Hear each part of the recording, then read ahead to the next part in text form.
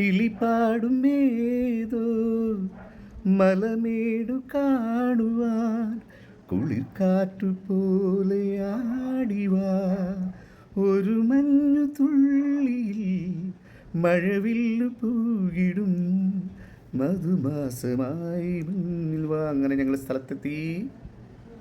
ആഴൂർ ഊണ് കഴിക്കാൻ നേരി നിർത്തിയതാ. ഹലോ ഗേയ്സ്, സുഹൃത്തുക്കളെ എല്ലാവർക്കും നമസ്കാരം. ഞങ്ങൾ കൂത്താട്ടുകുളം ഓൺ ദി വേ ആണ്.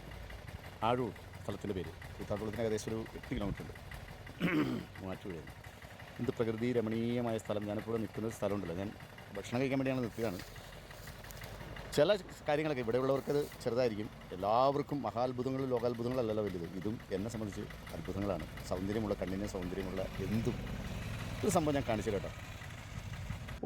ഇതാണ് മക്കളുടെ സംഭവം. ഇങ്ങനെയൊന്നുമല്ല കേട്ടോ, നേരിട്ട് കണ്ടു കഴിഞ്ഞാൽ ഭയങ്കര ഭംഗിയാണ്. ഇതൊരു സിനിമയുടെ സെറ്റ് ഇടുവാണല്ലോ തോന്നും. ഇത് ആരോ വീടാണ്, പൈനാപ്പിളൊക്കെ നട്ടിട്ട് ഇങ്ങനെ നെറ്റൊക്കെ ഇട്ട് വെച്ചേക്കണം. വളരെ ഭംഗിയാണ് നേരിട്ട് കാണാനായിട്ട്. അതിനോട് തൊട്ട് ചേർന്ന് തന്നെ ഒരു ജ്യൂസ് കട ഉണ്ട്, കരിമീൻ ജ്യൂസൊക്കെ എടുക്കണം. ഞങ്ങൾ നേരെ പോയി അങ്ങോട്ട്. ഈ ജ്യൂസ് കടയിൽ നിന്ന് കാണാം വീട്ടിലെ ലൊക്കേഷൻ. നല്ല ഭംഗിയാണ്, എന്തോ സിനിമാ സെറ്റ് പോലെ.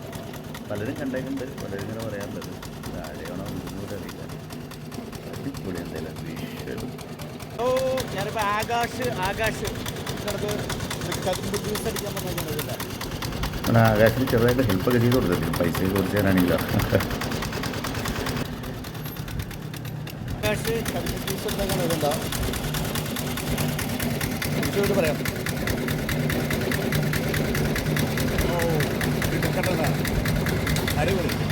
നോർണ നമ്മുടെ കൂട്ടുകാരനും കൊടുക്കും, മിഥുന്.